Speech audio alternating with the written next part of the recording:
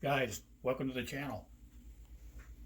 I have a package that came in from SBI Prints. So I'm going to go ahead and get that opened up for you. So, if you're new to the channel, welcome. If you're a returning subscriber, thank you. I appreciate it.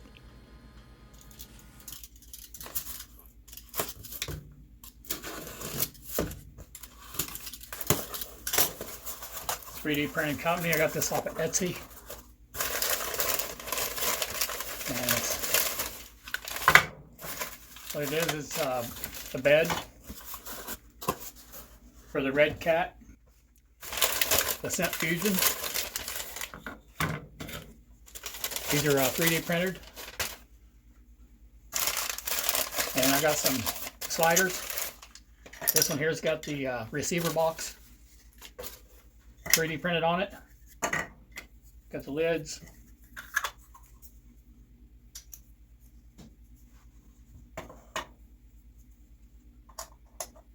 Like so.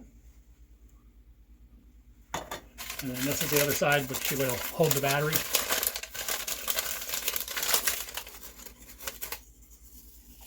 It's got the body clips molded in it already.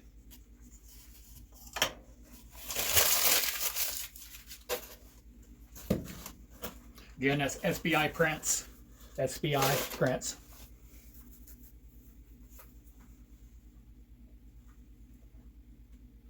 So we'll go ahead and get this installed. Looks like we just got to pull our braces off here, and the bed will get captured. So those will go through those. There's one there, and that'll capture the bed. And these will just replace the factory sliders, and they're a lot shorter. They're almost about an inch shorter. So on real steep inclines and stuff, they won't tend to hang up as much.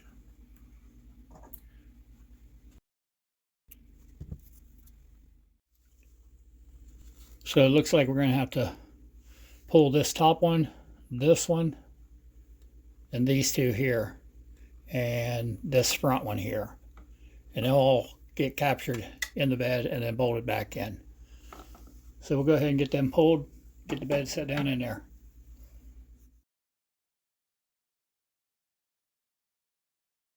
Okay, I got all the cross supports out except for these last two here. And some of them were Loctited so excessively that you got to heat them with a lighter. So we'll go ahead and heat this one up because it's really tight. And we'll get that Loctite burn up, and it'll come right out. Have to hold it with a pair of pliers though, so I don't like marring them up, but it's what it is. Grab hold of it here. Break it loose.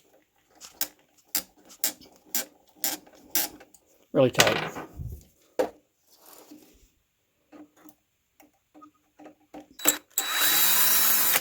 There we go.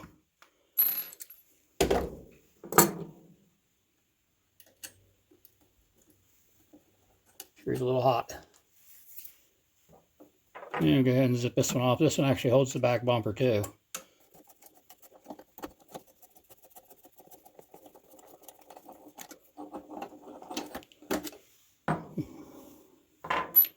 And they're different lengths. The ones that go across the frames are shorter than the ones that go across the shock supports,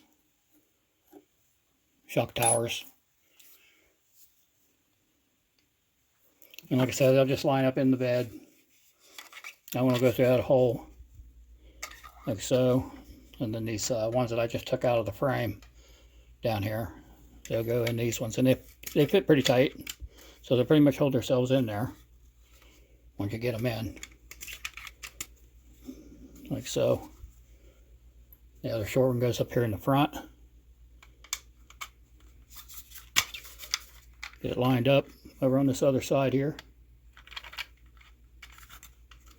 And you just push in and it'll stay right in there.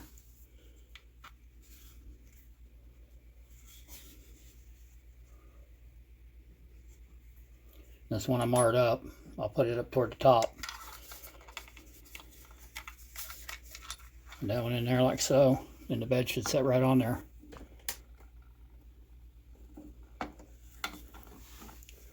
And line right up. Hopefully. A little trouble here. There we go. There we go.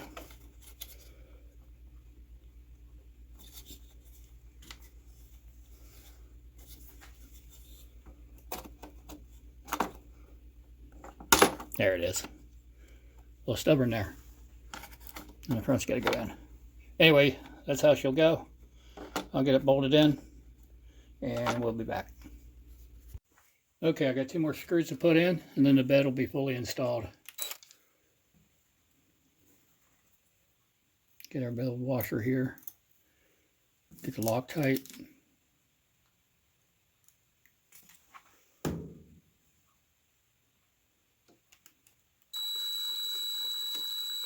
Find the hole here. Not sure where it's at. There we go.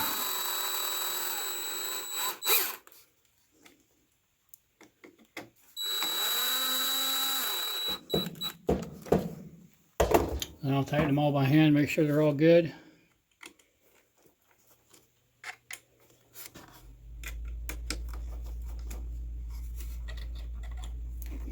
So I put Loctite on all of them, including the shock bolts. So there you go, that is the bed install. I went ahead and put a supercharger on the hood. It'll go good with the sound box. Alright, now we'll get to the sliders, the rock sliders. And I'll get these old ones off, get the new ones put on. It's going to be a little tight getting the pins in over here. So I might switch that up to something else, but I guess once I get the sliders off, it'll open this area up here, right here, and I'll be able to get in from the bottom. That's what RC Illuminati said anyway.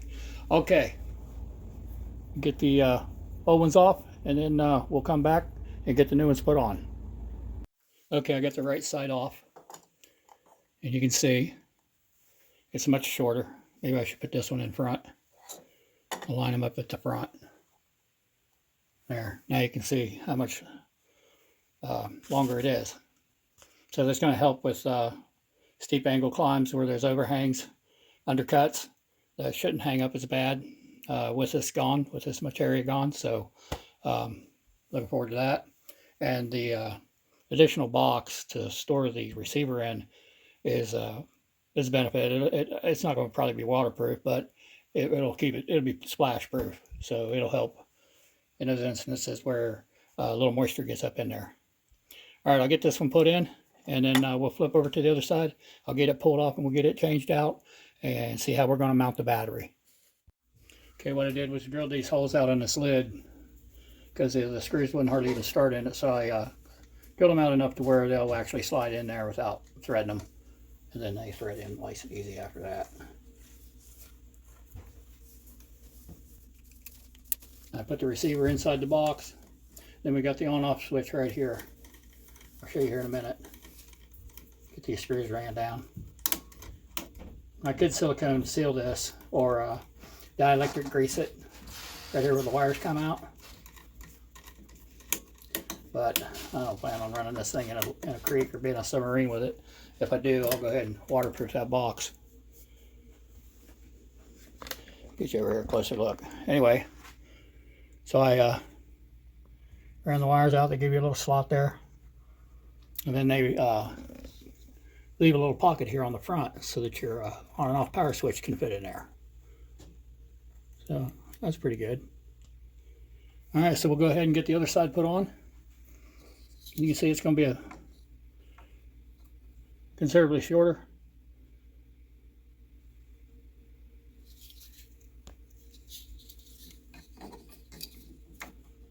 There you go.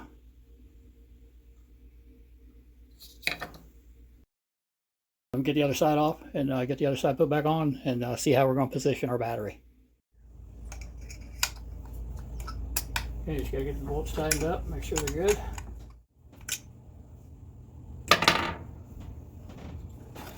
And there's that side.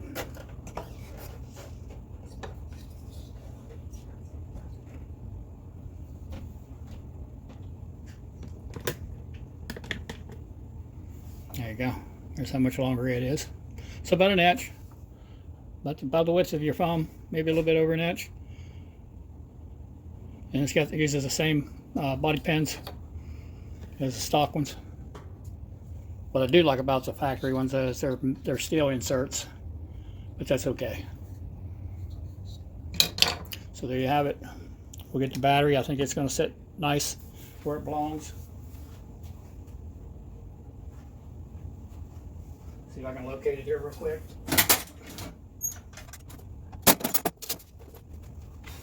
Here we go. We can put it like that. Oh, we could probably lay it like that. Probably gonna lay it like that. Maybe just Velcro it on. We'll go ahead and get the strap and run it through there and see if that'll work. So they made this thing hollow, so you can run the strap up through. Over here, see if we can get it up in there. Not too easily. There we go. There's some pliers. Okay, well, the strap is not going to work because it's just not long enough to reach to the good Velcro part of it with the battery. I'll go with a smaller battery. Well, that's a 1050.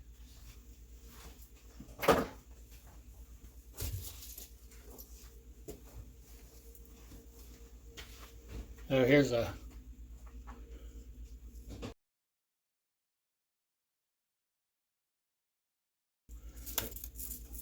I do have Velcro on the bottom of this. This is one of my boat batteries for the smaller boat. But yeah, this doesn't look like it's going to work either because it's the same length, but it doesn't catch the good Velcro, so it'll never hold it. See here, it just falls off basically. So I'll have to get another piece of Velcro, but I think just for now, I'm just going to put Velcro on the bottom of the battery like this one, and then put a piece of Velcro here, and I think that'll be fine to hold it. It's not like this thing's going to be bashing and ramping and all that. It's just a crawler. So let me do that, and then we'll see how it sets, and we'll take it out and give it a test run and see if the weight of the bed helps with the forward head over heels problem it has.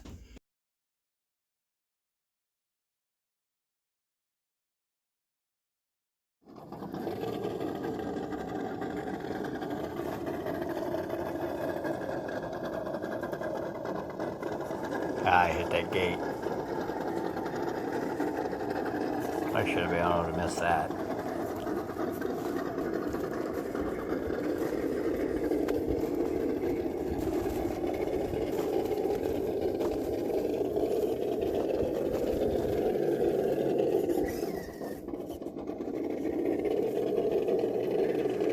Yeah, I got these gates too tight. The yellow ones are alright. The blue one's a little tight in there to make this hard left. So, need to move that over. There's no room to go over on the right anymore.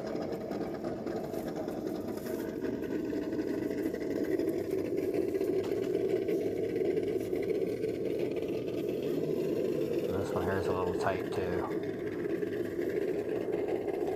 There, I just knocked it off. That's nice. So them sliders work. That would have hit the slider or the other sliders. That extra 1-inch band cut off the end of that right here. You can see it's touching there. But watch it right here. Right there it would have been hung up. So those sliders really work.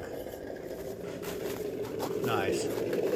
No forward tip over on that either, where the bed weight is helping. I think the bed is 4 ounces.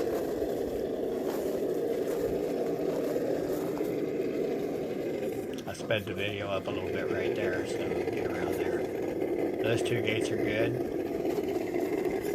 And I'll see how the sliders perform up here and then see if the bed weight helps with the tip over the front too. There it's sliding a little bit. My back wheel's off the ground. But it's still okay.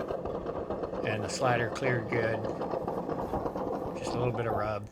And right here I would have tipped over probably. Nice. I'm trying to miss the gates. Pretty cold out. Yeah, I think both of those are definitely improvements.